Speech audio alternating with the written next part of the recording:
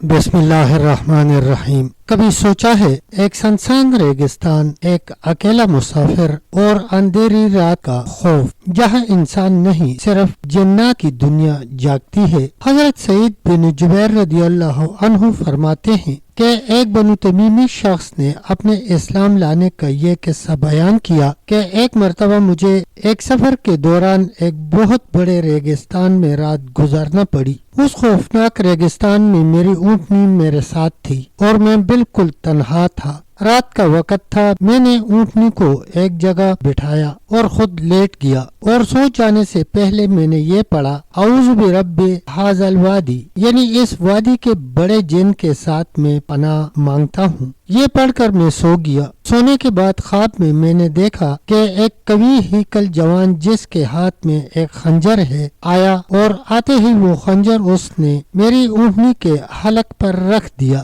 یہ دیکھتے ہی میں گھبرا کر جاگ اٹھا اور ارد گرد دیکھنے لگا مگر کوئی چیز نظر نہ آئی۔ میں اسے یوں ہی خیال و وہم سمجھ کر پھر سو گیا۔ دوبارہ پھر وہی جوان ہاتھ میں خنجر ہے نظر آیا۔ اس نے خنجر پھر میری اونٹنی کے گلے پر رکھ دیا۔ میں پھر چونک پڑا اور دیکھا کہ میری اونٹنی بھی کانپ رہی ہے۔ میں پھر سو گیا اور تیسری مرتبہ پھر یہی قصہ دیکھا اور اب تو میں ڈر کر اور گھبرا کر جاگ اٹھا۔ میں نے دیکھا کہ اونٹنی بھی ڈر کے مارے بہت کانپ رہی ہے۔ میں نے پیچھے مڑ کر دیکھا تو وہی جوان ہاتھ میں خنجر لیے ہوئے کھڑا نظر آیا اور اس کے ساتھ ایک بوڑھا شخص بھی دیکھا جس نے اس جوان کا ہاتھ پکڑ رکھا تھا اور اونٹنی کے قریب آنے سے اسے روک رکھا تھا اور وہ دونوں آپس میں لڑ جگڑ رہے تھے۔ تھوڑی دیر میں 3 بڑے بڑے بیل وہاں آ گئے اور اس بوڑھے نے اس جوان سے کہا کہ ان بیلوں میں سے جو بیل چاہو اس میرے پڑوسی آدمی کی اونٹنی کے بدلے میں لے لو، مگر میرے پڑوسی آدمی کی اونٹنی کو ہاتھ نہ لگاؤ۔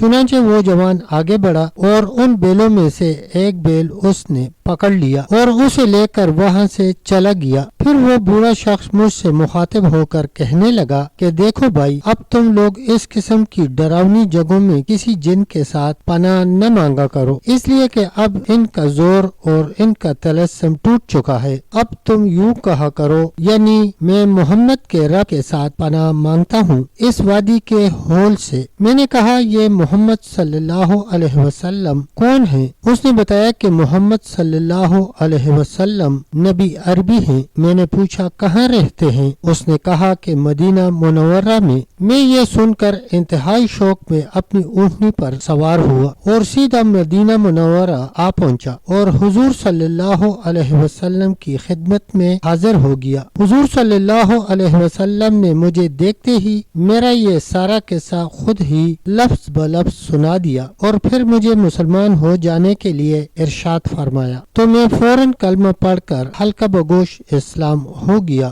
سبحان اللہ۔ اور یوں ایک ڈراؤنی رات ایمان کی روشنی میں بدل گئی۔ پیارے دوستو، اگر ویڈیو اچھی لگے تو چینل کو سبسکرائب کر کے ویڈیو کو لائک اور شیئر ضرور کریں اور کمنٹ سیکشن میں اپنی رائے کا اظہار بہترین انداز میں کریں۔ تب تک کے لیے اتنے ہی، ملتے ہیں ایک اگلی ویڈیو کے ساتھ۔ تب تک کے لیے اللہ حافظ، اللہ نگہبان۔